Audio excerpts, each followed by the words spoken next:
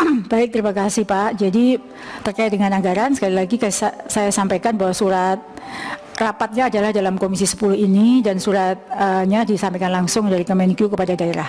Nanti akan kami sampaikan ini kepada Kemenkyu. Terkait dengan 1 juta guru itu sudah berdasarkan perhitungan Pak. Jadi kami bisa menghitung 1 juta karena memang ada rumus menghitung kebutuhan guru. Kemudian terkait dengan Pak Nur Purnomo Sidi, terkait dengan ada kesan bahwa di sekolah itu memang ada gurunya mengajar terus. Tapi perhitungan kami berdasarkan beban mengajar guru agar guru tersebut setelah menjadi P3K tidak hanya menerima gaji tapi juga menerima tunjangan, karena untuk mendapatkan tunjangan itu ada perhitungan 24 jam belajar. Kemudian yang Bu Dewi, saya sedikit tadi Ibu menanyakan bahwa apakah formasi dibuka dulu, apakah ada orang dulu. Jadi ada formasi lebih dulu. Seperti kami sampaikan bahwa 1 juta yang perhitungan kebutuhan kami di tahun 2021 itu daerah baru mengusulkan formasinya 506.000. Dari 506.000 itulah yang dilamar oleh 900 lebih guru. Dan ketika lulus mendekati 300.000 itu, yang lulus passing grade itu adalah lulus passing grade, bukan lulus seleksi. Karena yang lulus seleksi adalah mereka yang sekarang mendapatkan penempatan. Karena sebagaimana seleksi PNS itu misalnya 1 formasi, kemudian pesertanya ada 100, tentu untuk mendapatkan 1 formasi itu harus di ranking. Sedangkan mereka ada passing grade yang ditetapkan. Dari passing grade yang ditetapkan itu yang paling tinggi mereka yang lulus seleksi tahun 2021, sehingga adalah formasi tersedia terlebih dahulu, baru kemudian dilakukan proses. Kemudian Pak Dede, interupsi lagi Pak Dede, izin, ini penting. Mbak Nunu tadi menyatakan bahwa ini berdasarkan perencanaan, perhitungan, tapi kan berjalan tidak sempurna, berarti sekolah kacau dong. Gitu aja kesimpulannya Pak Dede. Berarti Direktorat Jenderal PAUD Dikdasmen kacau karena gurunya kacau. Gitu aja kesimpulan. Kan baru jumlahnya berapa? Nggak, baru setengah kan yang selesai dari kebutuhan 1 juta kan gitu.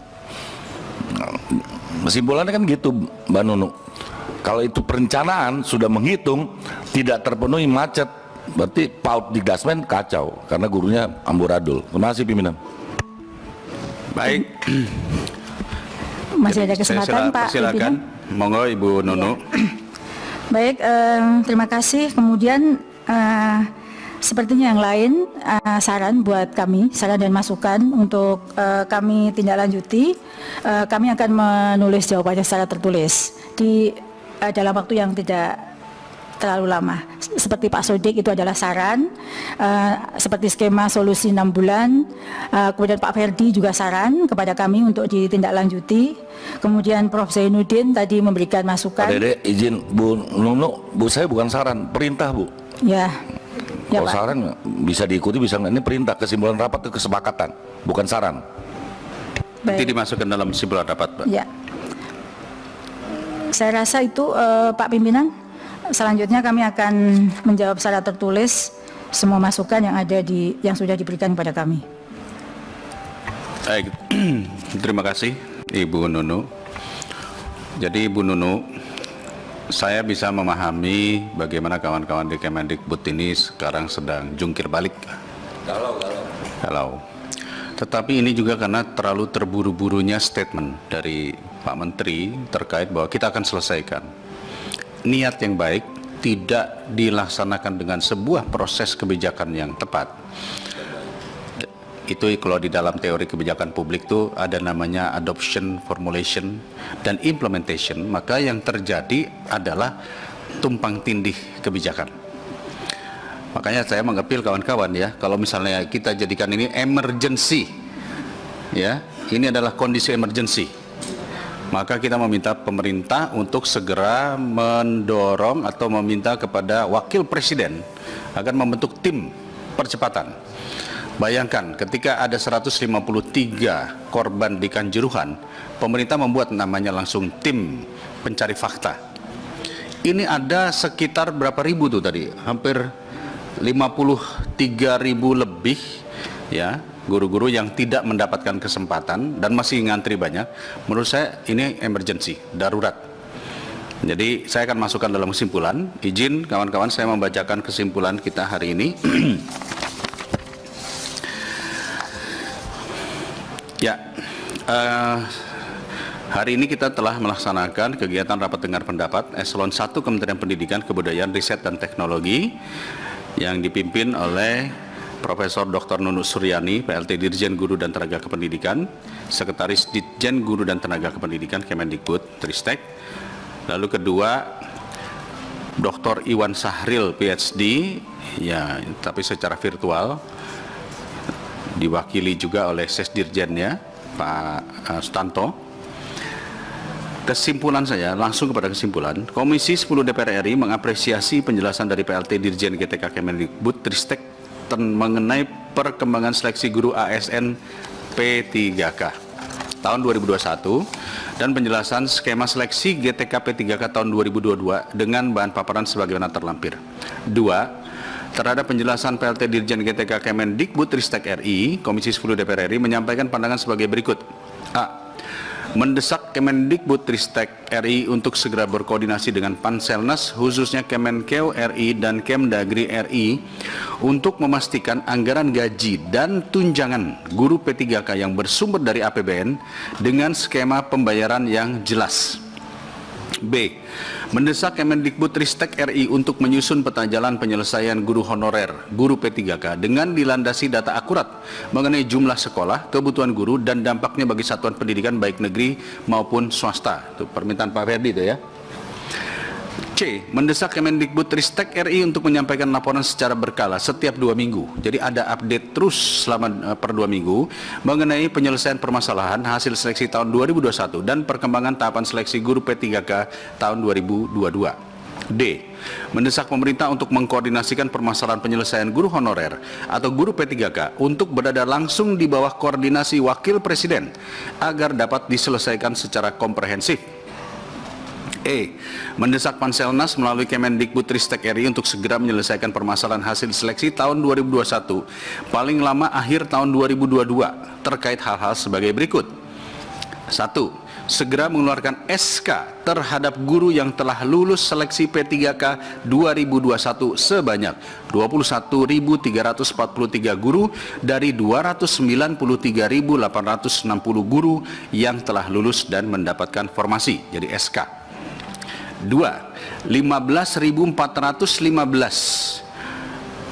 yang telah terbit NIP3K guru ya maksudnya 15.415 guru yang telah terbit NIP3K-nya namun masih menunggu pengangkatan Pemda dari 293.860 guru yang telah lulus dan mendapatkan formasi. Ini maksudnya apa nih, SK juga nih? Hah? Belum terbit NIP3K. Bukan, mendesak Panselnas untuk menyelesaikan permasalahan permasalahan 15.545 guru yang telah terbit NIP3K namun masih menunggu pengangkatan Pemda. Oke. Ketiga, menyelesaikan 5.312 guru dalam proses verbal berkas untuk penerbitan NIP3K dari 293.860 guru yang telah lulus dan mendapatkan formasi verbalnya ya. 4. Menyelesaikan 193.954 guru pelamar prioritas 1 yang lulus passing grade namun belum mendapatkan formasi untuk mendapatkan formasi dan SK, khususnya sejumlah 28.876 guru yang lulus passing grade dan belum ditempatkan karena masih belum tersedianya kuota formasi atau kebutuhan bidangnya. 3. Komisi 10 DPR RI mengharapkan jawaban tertulis terhadap pertanyaan yang disampaikan oleh anggota Komisi 10 yang belum terjawab paling lambat 10 November 2022 termasuk disajikan flowchart atau skema penyelesaian untuk 6 bulan ke depan.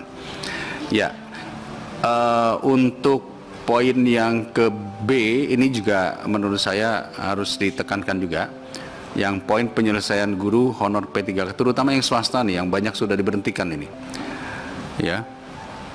Jadi bunyinya gimana nih? Saya persilakan kawan-kawan dulu untuk mengomentari. Ibu Dewi Kuryati. Oh belum ya? Ini saya butuh yang tadi. 4. Hah? 4, coba lihat 4. Nomor berapa, Bu? 4. Karena masalah di Bengkulu itu adalah sudah lulus passing grade tetapi belum punya formasi karena pemerintah daerahnya tidak mampu membayar tunjangan. Nah, itu kan juga bermasalah. Jadi harus ada solusinya.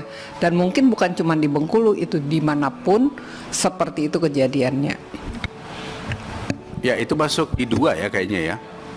Mendesak Kemendikbudristek untuk segera koordinasi dengan Panselnas, khususnya Kemenkeu RI dan Kemdagri untuk memastikan anggaran gaji dan tunjangan guru P3K. Jadi masuknya di situ, Bu. Tambahan kan gini. Ya. Ini kan ada 169.000 yang lulus tapi belum dapat formasi. Terus kemudian yang 41.892 tidak tersedia formasi. Ini juga perlu penyelesaian ini. Di situ belum masuk. Di poin berapa, Pak? Belum ada poinnya itu. Yang 41.000 ya. 41.892. Nah, itu ada kebutuhan tapi tidak ada formasi. Ini yang tidak lulus ya, yang tidak lolos ya. Itu ya, tidak lolos ini, tidak lolos. Padahal ada kebutuhan kan gitu. Ya. Kemudian lolos, yang 13.000 itu nomor 4 kan. Namanya. Yang nomor 4 itu ada yang tersedia formasi dan 13.000-nya tidak tersedia formasi. Saya kira ini rumusannya seperti apa ini? Ini juga yang harus diselesaikan. Nah, ini kan dari P1 disuruh P2 dan ada P3. Timeline-nya itu kalau yang dibuat di laporannya Prof. Nunu ini paling akhir Desember, betul kan? Tapi saya dapat laporan dari yang bersangkutan, guru honorer, masuk sistem dia diperintahkan untuk ikut tahun depan. Ya. Nah, ini diperintah oleh sistem ketika dia daftar. Jadi timeline yang benar yang mana? Ya, sih. Jadi yang ini yang tidak tersedia formasi ya, 41.000 ya. Coba silakan ditambahkan itu. Di mana itu? Saya daftar juga, koreksi Pak Dede. 876 itu kan sudah termasuk. Yang 24 24876. 24876. Di dalamnya 13527 yang nggak ada formasi. Bukan yang 24876. Ini yang 41.000 kan, Pak? Ya, Yang itu 41.000 perlu koordinasi dengan Pemda. Ya, betul. Untuk dapat diangkat pada seleksi berikutnya. Ini itu 41.000. Kemudian dari 24.000 yang sudah ditulis di poin 4 itu, yang 11.000 sekian terbuka formasi mapel jabatan lain. Artinya harus berpindah mapel. Ya, pindah mapel dengan catatan dia harus punya. Nah, sebetulnya linear itu agak menyesatkan itu kalau. Karena masalahnya slotnya yang sebelah sini bukan berpindah mapel belajar baru, tapi yang linear dengan ijazahnya. Seperti saya sampaikan, dulu ngelamar guru SMP IPA, jadi guru SD, padahal sekarang dia guru SD sebenarnya, gitu loh. Gitu. Jadi sama-sama IPA bisa jadi guru kelas SD atau guru SMP. Kemudian yang 13.500 ini? Ya itu yang memang belum ada formasi. Ini kan yang oversupply itu, Pak, yang 13.000. Ya. Tidak ada formasi ini.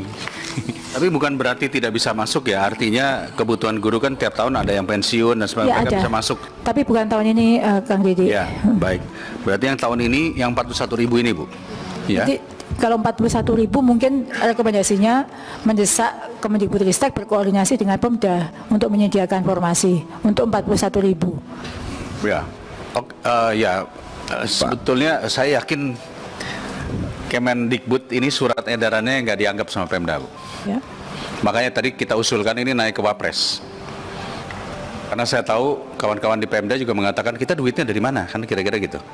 Bukannya mereka nggak mau ya, mereka tidak punya anggarannya. Nah, kalau Wapres yang mimpin, maka Kementerian Keuangan akan diperintahkan untuk menyiapkan anggaran tambahan.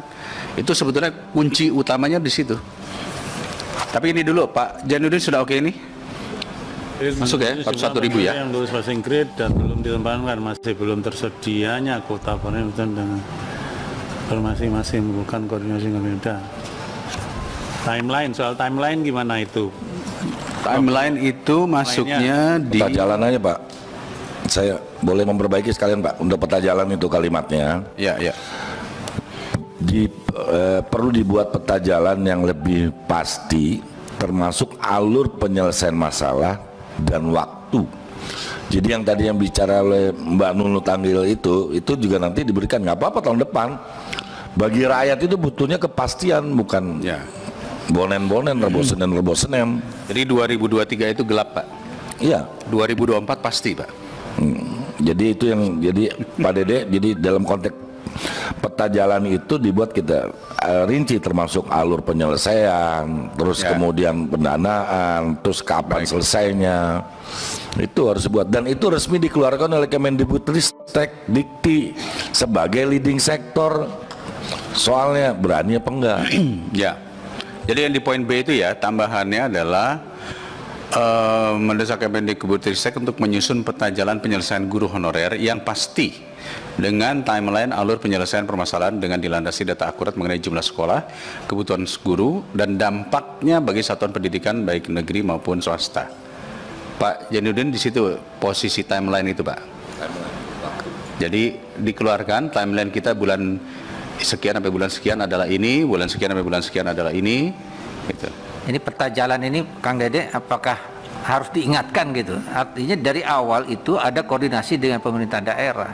Ya, itu. Jadi bukan udah ketuk palu dulu perintah, baru pemerintah daerah diajak bicara. Setuju, Bu. Ini kalau begini setuju. terus, tadi saya katakan, kita otonomi daerah di era reformasi ini kita harus hayati.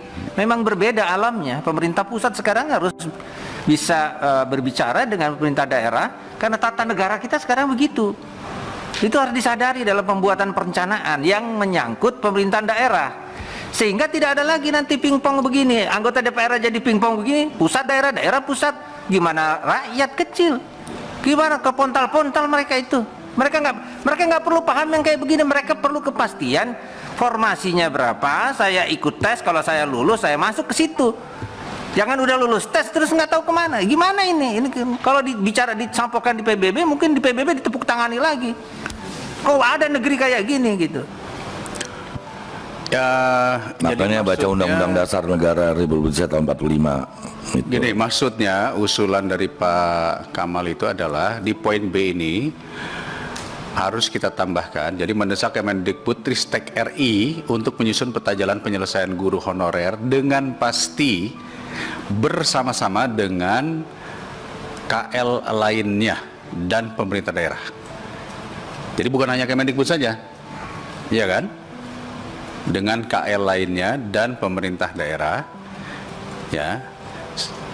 Nah, dengan timeline alur penyelesaian dan seterusnya. Begitu Pak Kamal ya.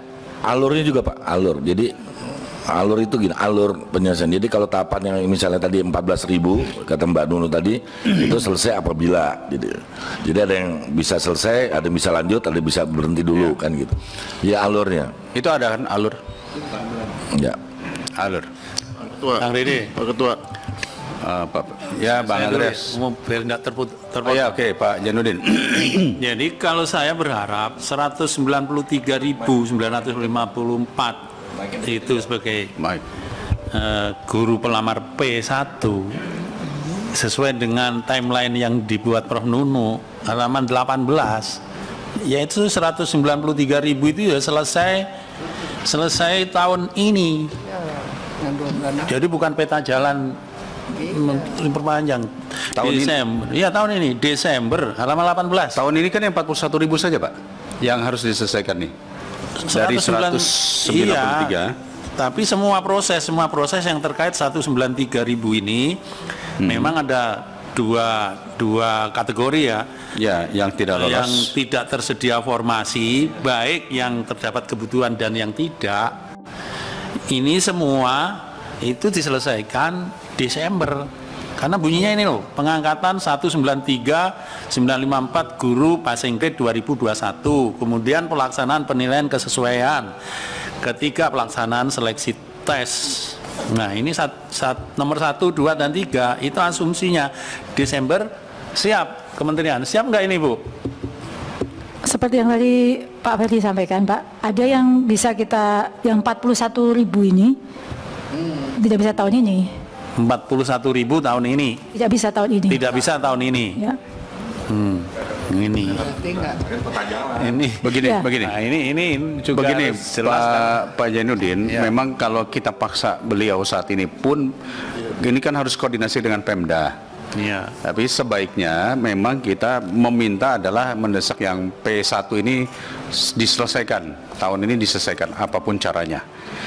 Tetapi kalau timeline memang itu harus dijelaskan, karena timeline itu jelas, mau bulan Maret, mau bulan Februari, mau bulan apa, tapi jelas outputnya.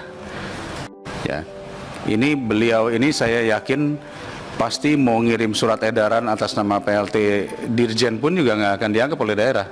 Daerah ujung-ujungnya nggak ada duitnya, makanya Nah itu. harus kita angkat ini pada level yang lebih atas lagi, Pak.